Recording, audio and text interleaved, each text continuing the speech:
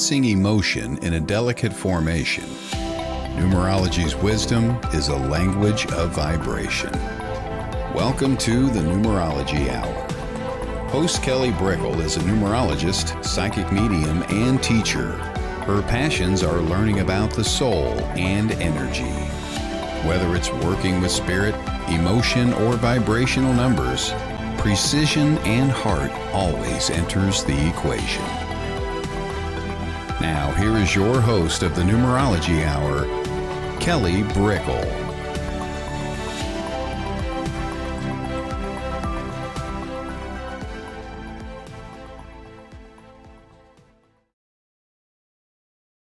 Hey everybody, welcome to the Numerology Hour. I'm Kelly Brickle, and we are relaunching today, and I'm very excited to be doing the Numerology Hour once again.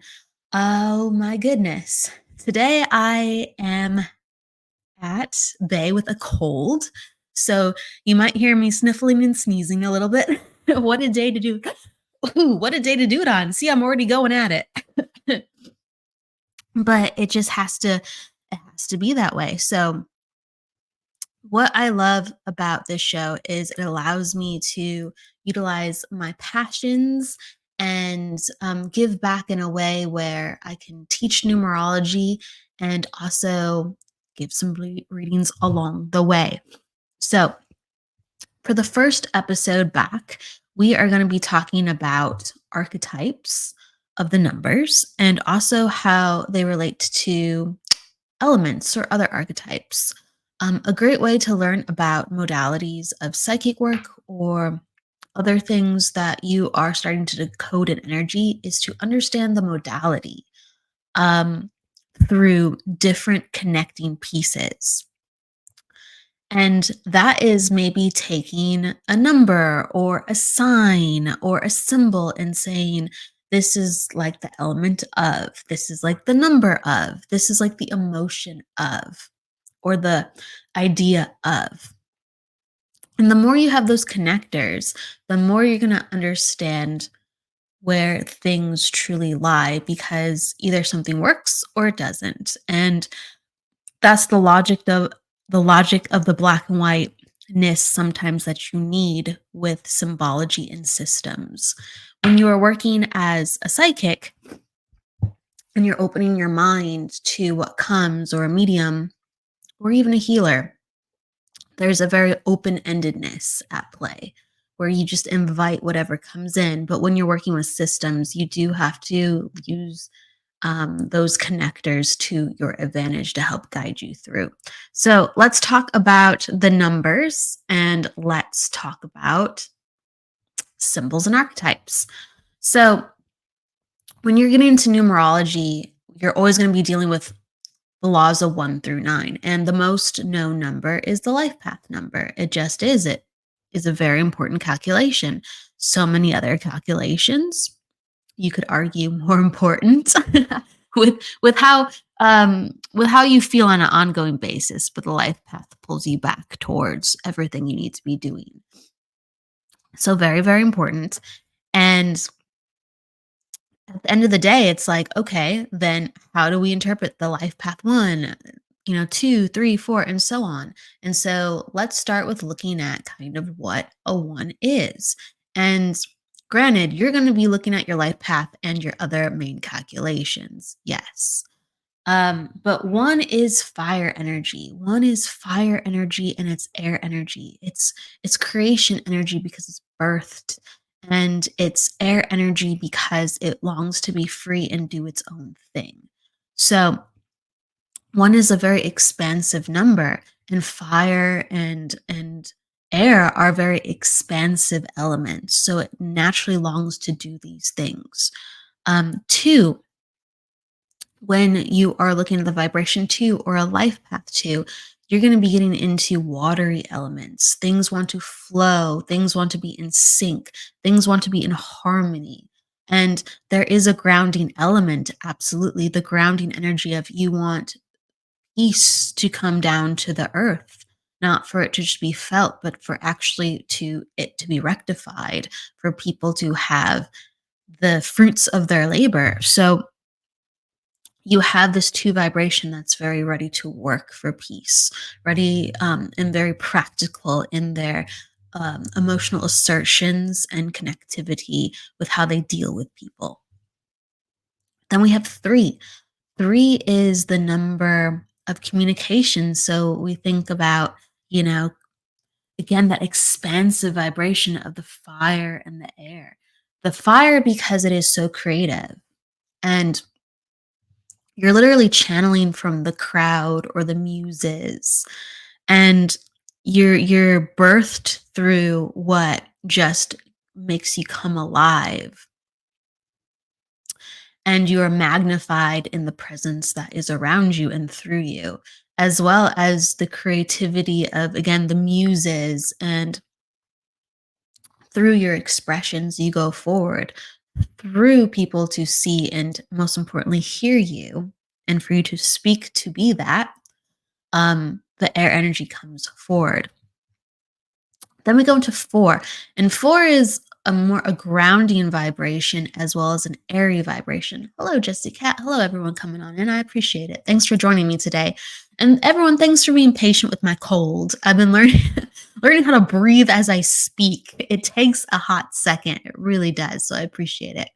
So when we get into four, it has that earthiness as well as the airiness. And the airiness I'm going to address first because four is all about knowledge and learning, and it wants to use its brain. It really wants to understand and get its hands on as much knowledge as it can. And the four is very practical in the way that it goes about it. So it's not mercurial in its pace. It's not like the three where it's like, I need to go, or the one, I need to go and grab, and I must get as much as I can get, and just, like, let's do it now. The four is like, there's a time and a place. There's a time and a place, and it will all get done. And I'm learning this to connect with that. So there's a methodical nature to the airiness that really grounds it. And four deals with time and space a lot, and even architecture. So it's a very physical number of how do we ground these ideas? How do we give things foundation? What sense does it have in this place? So the slow vibration of the earth energies really lend itself to the four. Okay. Then let's get into five. Five is um eh, it's an air and it's an earthy vibration. And I really stand behind those the most, even though there's a lot of fire in five, you could argue. But I really stand behind the air and the earth because one, five is about the five senses. So you wanna taste, touch, see, hear, feel, smell. You want it all. Okay. And the way that fives learn best is through tactile learning. They're not going to just absorb it through hearing or seeing. They have to do it, they have to be a part of it.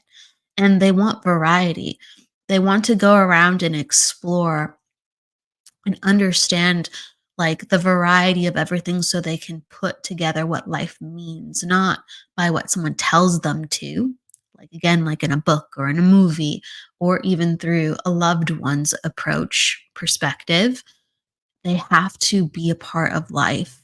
So they're very active.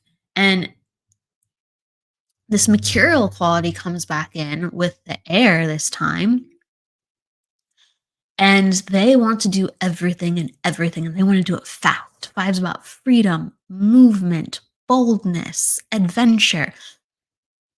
They want to be on the go, and they want it now. Okay? So the five must make their desires come to earth for them to be very happy, because they like living in their head. But if they don't have the final action of it, they're actually very like irritable, and they're restless and they're bored. So they can become bored very easy just from the thinking. But five is such an expansive number; they have to be inspired what to do. So they get all these wonderful, gorgeous ideas, but then they have to do them. Okay, so that's what I like to say. Like with the four, it's a little bit more air um, forward, but a more physically based approach. And with the 5, it's a little bit more physical forward, but with an air based approach. Kind of interesting, and it makes sense why 4 and 5s are so opposite in their approaches with that. Okay, so we get into 6. And 6 is a very protective number. It's a very maternal number. It's a vibration that wants to serve and be responsible. It likes responsibility. It likes that it has a directive. It likes that it knows exactly why it's showing up. Forgive me as I just work with my nose here. The 6 like longs to be of need. So we have these roles where family is very important or jobs where they can actually not necessarily they don't need to always be in charge. They just want to help out and make things the best they can be. Some 6s do like to lead. So you have this very watery understanding of what do I need to do to heal? What do I need to do to improve? Where's the issue? Let me map that out. Let me smooth that out. Very emotionally connected to the situations around it, as well as very body connected. They can read the room very well and they can understand the workings of the environment and where to go next and have really good foresight with the overall plan and practicality at play. So you have a lot of that earth and water at play. Ultimately, 6 is the one where I can't just assign to because I just, I'm sharing the information that I have. 6 is a part of the cluster of numbers that is known as the 369.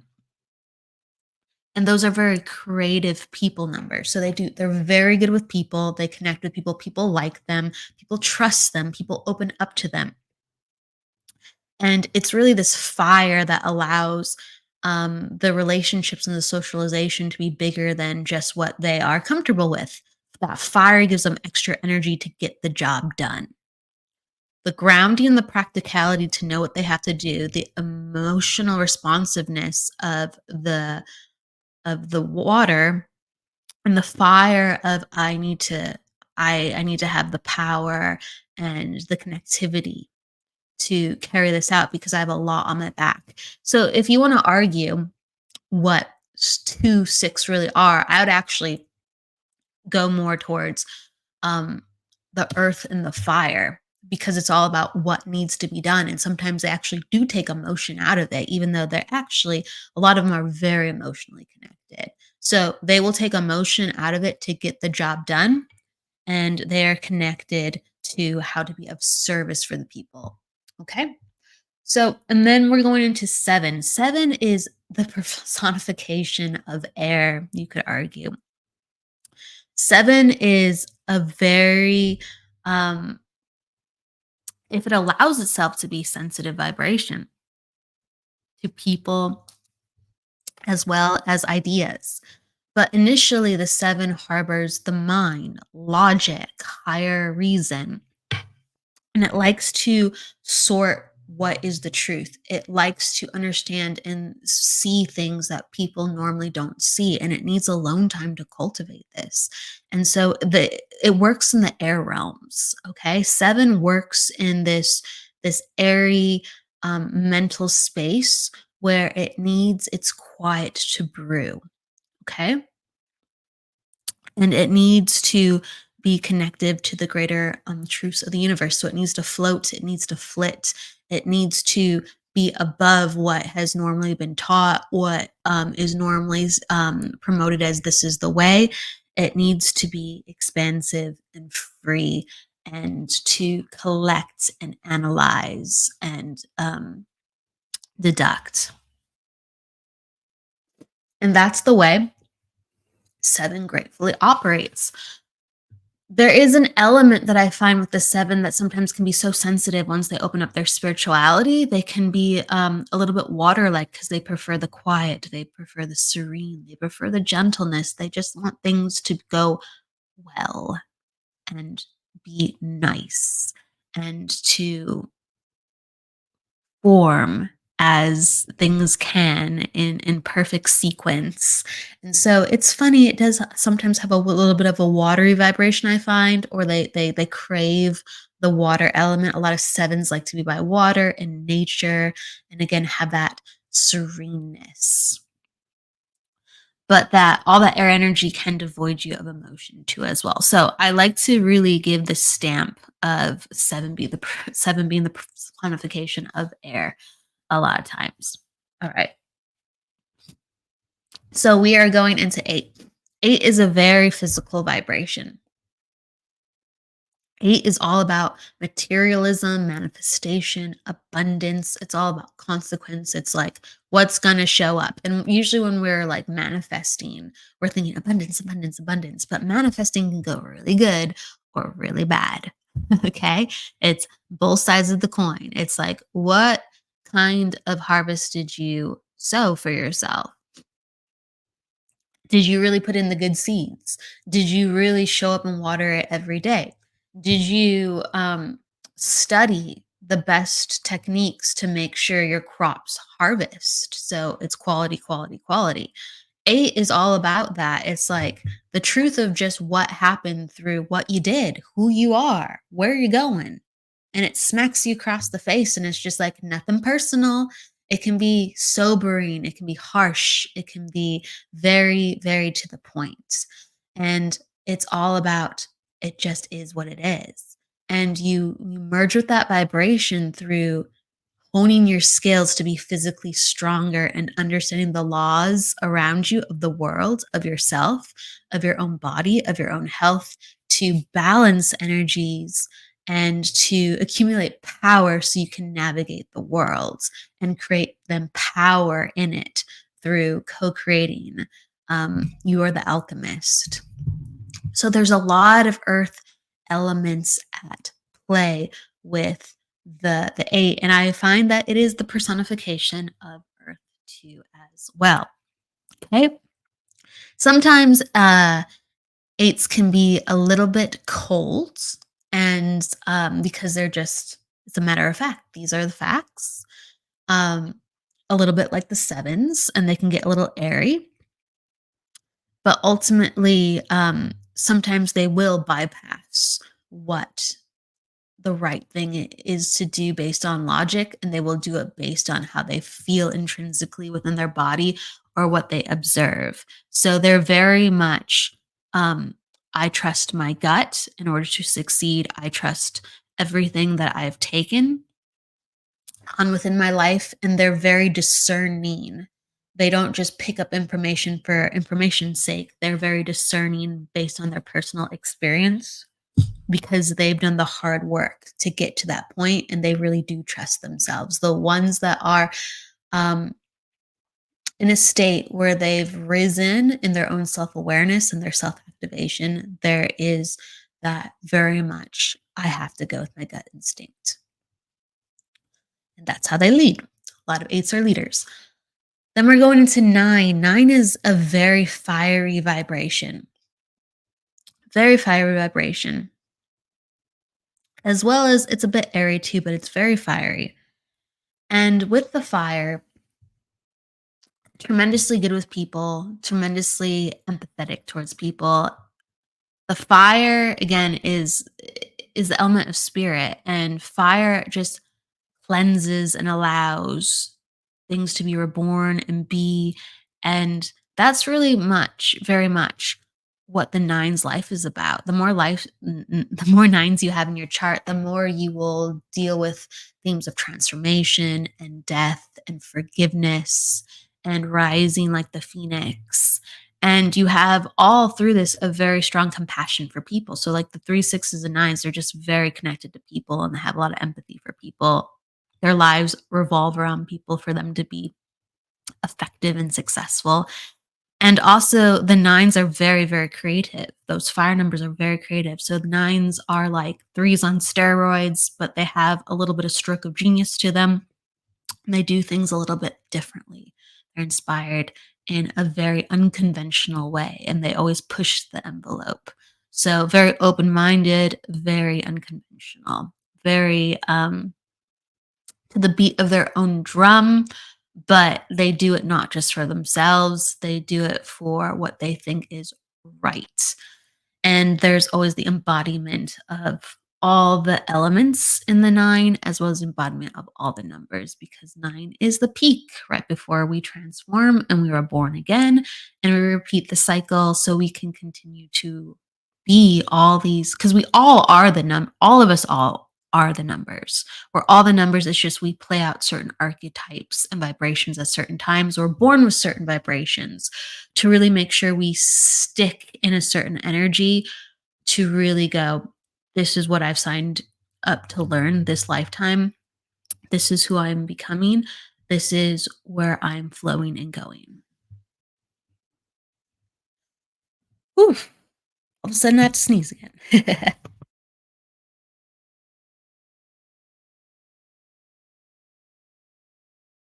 There's a lot of humbleness and grace on camera today with showing up, but I really do have heart. So what I want to do before I transition to wrapping up today's show, because it's all about, like I said, the archetypes today, is I want to take a couple of readings. And so if you'd like a numerology reading, pop down your numbers. I'm going to take a couple of readings, and that is really the flavor of the show. It's teaching, and then it is giving back with what all these things truly mean and what they can connect to. So, oh, I got a comment from Jessica. Thank you. Oh, yeah. I love it. She's giving me a recipe, to feel better and everything. I love she's talking about onions, garlic, cayenne, lemon. I hear yes. I should have put lemon in my tea. I have some downstairs. I was cooking with lemon yesterday, but I have this one supplement that oh my gosh, I love. It's like wellness formula.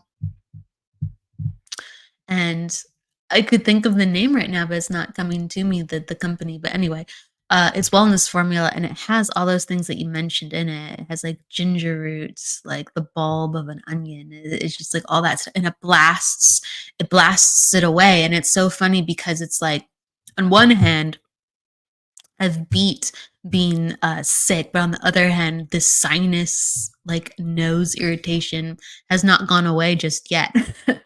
But I will. Yes, I like your suggestions. I'm gonna put some. I have tea right here that needs honey. You're right. It needs lemon, and to focus on some of those other herbs and roots. Yes, yes, I agree. Oh my gosh. So let's take some numerology readings. Um, 6 to 90 will do so. And then, Jackie, you put down a 33. So is that your life path number, or did you just want to know about the number 33? Let me know what you wanted to know with that 33. So, all right, let's start. So 6, 20, 90. So that's an attitude 8. And for anyone who is learning about numerology, your attitude number is like your rising sign. It's really how you see the world, your perspective, how you communicate. Your personal day number is a 2, because 622 plus 0 is a 2 vibration. And then your life path number is your month, your day, and your year across. And that is a 9. And you are in a cycle of 7, if that is right. Nope, 6. You're in a cycle of 6. What am I doing? You're in a cycle of 6. Ooh. Okay. So, what I'm looking into, just when I'm seeing your numbers, is a lot of information. Archetypal comes up, of course. And I know that being in a cycle of 6, it's always going to kick up. It's always going to kick up those personal interconnected relations with family and friends, and the proverbial truth of, what do you really want? Are you being supportive? What makes you, the best mother you can be? What makes you the best cousin you can be? What makes you the best friend you can be? And vice versa. How can people do the same for you? So it is about allowing yourself to be more emotionally in touch. But first it's stimulated by others around you of, is this really working for me? And the greatest thing that you can take to transform that is then how you transform yourself and what you give back to them if you want them in your life. Because sometimes when we get signs of, is this really working for me? It's because it's not. And it makes us reevaluate our life and make choices because of that. So the cycle of six is always really important to continue to evaluate, because the next year you're going into, Jessica, is a seven, and that is all about self review. On the very so you prepare yourself for that with six, with what you see around you, and then you go into the next year of, okay, now it's really getting real. Like, what do I really want? Not just as a in relation to friends and family, but what do I really want in my life? And it allows you to then kick up for the next 2 years going forward how you change yourself and transform yourself on this very personal, progressive and motivated place of yourself of, who do I really want to be? Because now it's time. I feel like my life has slowed down a little bit, and now I get to make some choices where I get to really affect how it's going, because I've been going pretty fast and I've wanted to do some of these things, but I can't always integrate them. Seven makes that happen next year for you. Seven, that starts in January for you. Um, gives you the focus, whether you want it or not. It will take you away from things that you shouldn't be a part of, because seven is all about truth through wisdom, and it needs isolation and quiet. And so it'll make you tired, or it will cancel plans on you to make sure you start going, this is what I needed to do. It's not just what I think I should be doing, it's what I know I should be doing. It's what's a part of my soul. And I need to get really honest with myself within that, and then make some choices going forward in the next 2 years, how I get to live from my soul, because it's not a maybe, it's a fully. Okay. And to be in that fully more and more. So get ready for that. And also, you'll probably be a little bit more in touch with, if you want to volunteer or give back in some way next year, because you being a life path nine, it's always about the bigger picture and you having a little bit more time on your hands of what's really important, not just for you, but how you view the world and want to be in it. Some of those things are going to kick up. Okay. I'm glad you can understand that. I'm glad you can. Thank you, Jessica. Okay. So then we're going to go to Jackie. Hello, Jackie. And just comment how you want. I'm just popping around. So thank you, Jessica. 8, 10, 1968. So you are an attitude 9, a personal day 10, personal day 1, excuse me, because 1 plus 0 equals 1. And then you are a life path of 6, I believe. Let's just double check. Yep, that's right. All right. And then you are in a cycle of, you're in a cycle of 6, 7, 7, 7, 7. You're in a cycle of 7. Okay. So, Jackie, you're an attitude 9. So when someone has an attitude 9, there's always a theme of, you had to learn things in a different way than others, because it was like people thought that you had things figured out, and so they just kind of left you on your own. And sometimes people just weren't paying attention. So, like, you had to figure out how to do things a different way, and you would gravitate towards others who were being overlooked too as well. So it's like 9 really breeds a band of misfits, but it breeds some of like the most amazing connections, and the most open-minded and the most compassionate people in all of numerology. As long as they're living for the heart, like nines are very flexible and fluid with what they can bring to others in situations. And so the number one thing when you have 9 energy in a very important placement like this, as well as 6, is just making sure you always have boundaries and making sure that you have forgiveness, because people will always tug on your heartstrings. You'll always want to help people. People will always actually be drawn to you, like actually asking if you can help them. People will look up to you in a way where it's just like Jackie knows what to do, or let's listen to Jackie. So there's this theme within your life where people really do stop and listen, or people really do come to you once they know you. Even when they don't know you, that happens, but once they know you too, additionally, they come to you for your insight, and they really do like see things from a different angle through your eyes. Whether they thank you or not, you know that you help people, and you know that people have a tendency to do that with you. So it's about really stepping up into your leadership fully within that, as well as with you're in a cycle of seven. So this year has been a lot of so what I was telling Jessica before, you're in a cycle of seven now.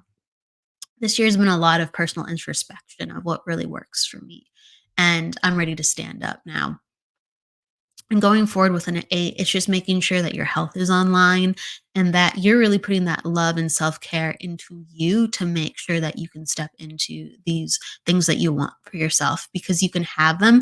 It's just you need to have the energy to have them. It's not that you can't have them, it's just about making sure your energy's on board. And there's a lot of really just simple practicalities of making sure your energy's on board, as well as the deep diving work. So get into the truth. It's not about, it's an obstacle. It's just now about doing the work. And that's what next year is all about, doing the work. Last year was about that too. And this year, excuse me, it's this year. That's what I'm saying for seven. This year is all about doing the work. Yes, you started to enact that.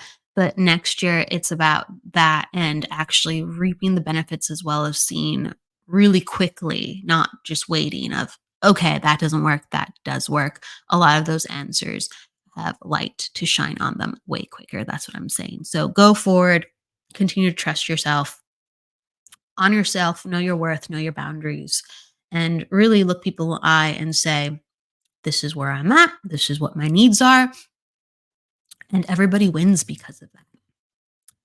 All right. So, with that said, oh my goodness, thank you everybody for coming in today. I hope you enjoyed some of the readings and the archetypal numerical knowledge of the elements. Um, Please join me next week for the numerology hour, Wednesday, 4 p.m. at same time. I am playing around with how the time mean might be, but for next week it will be Wednesday at 4 p.m., as well as the psychic hour, the reading show, and the interview series. Thank you so much again for the debut episode. With that said, please everyone go with love, luck, light. Don't forget to live. I'm going to make sure I have a Kleenex, a sniffle, and some lemon and honey in my tea. Take care, everybody. Thank you. Bye.